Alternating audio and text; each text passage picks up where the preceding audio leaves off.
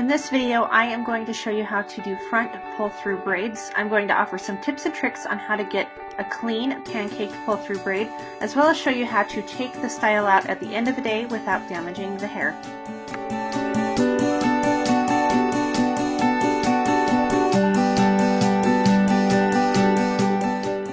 I'm starting by parting the hair down the middle from the forehead to the crown. We're also going to part off a section on the side that's about halfway up from the ear and then back on the crown as well. I'll just loosely secure both of these areas as I'm going to come back to them, and then I will secure the back part in a ponytail to keep it out of the way. So this next part is mostly going to be parting out the hair. This is what takes the most time in this hairstyle. I'm going to do 5 to 6 ponytails from front to back. In the picture I did 5 ponytails. In this video tutorial I'm doing 6. It just depends on your personal preference. So to get a good clean pull-through braid on a toddler, you want to take small sections. I'm taking 1/2 inch to 1 inch sections. You'll notice that the hair is damp and that I'm combing out each section before I put the rubber band or elastic in. This is just making each ponytail nice and clean, and it's setting up a good canvas, you could say, for the pull-through braid. So I've got 4, 5, here's ponytail number 5, and then I will do number 6. Now if your toddler has a smaller head or a larger head, you can adjust accordingly. You just want to go back to about the crown. So you may have just 4 ponytails, you may have 5, 6, 7. It's really just personal preference. I will say that a lot of people get frustrated when their pull-through braids don't turn out, and a lot of times it's because their sections are so far apart, and if your little girl doesn't have really thick hair, then it's hard to pancake and get them looking how you want. So I have 6 ponytails on the right and 6 ponytails on the left. From here I'm going to take the first ponytail, I'm going to split it in half, bring it around the second ponytail, and simply add it to the third ponytail. Now her hair is damp, it helps with the flyaways. I've sprayed a little bit of spray gel in it. You don't want it sopping wet, but you don't want it all the way dry.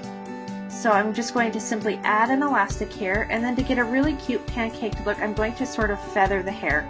So I will start in towards the middle and kind of pull it out, kind of feathering it as I come out, and that gives you that really nice full look. So we're going to simply repeat.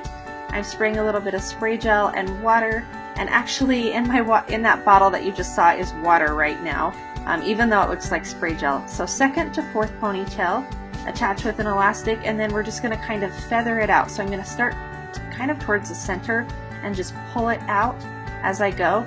So I'm not going to grab the whole side and just pull it. I'm going to kind of feather the hair out as I pancake it.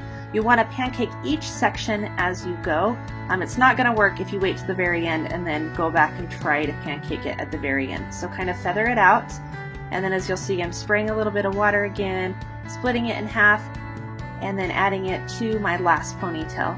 Now to finish off this style on this right side after I've pancaked it, I'm all out of ponytails to add to, so I'm going to take this top ponytail, split it in half, I'm going to bring it around the bottom ponytail and simply attach it to itself once it's around that bottom ponytail. That gives me one last area that I can pancake out. So you'll see it's nice and full because I kind of feather it as I'm pancaking it. I'm going to kind of go fast on this other side. It's exactly what you did on the left side, and it just gets really repetitious. It's easy once you get the hang of it. So we're just pancaking it out, kind of feathering and spreading the hair as you go, and then we are to the end of the style here. I'm just repeating what I did. So I get so many questions on how I take out her hair, so I'm actually going to show you today. I take a small pair of scissors, and then what I'm going to do is just pull up on one portion of the elastic. I'm going to put it in between 2 of my fingers and just clip with a pair of scissors. And as you can see, there's no breakage and it comes out of her hair really easily. So when you're putting your rubber bands in, you don't want to put them in too tight. Have a little bit of slack so that when you take them out at the end of the night, they are going to come out easy.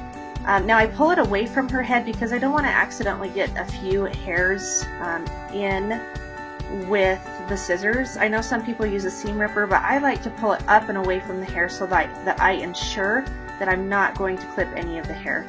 Also, by doing the hair damp and keeping those ponytails clean, it's easy to pull the rubber band up without having other little hairs in the way when you're trying to clip it out. So this particular style probably takes us a minute or two to take out at the end of the night. And as you can see, it was pretty easy to do.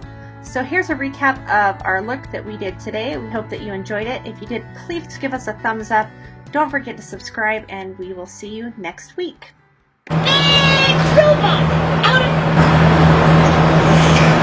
Oh, we're done.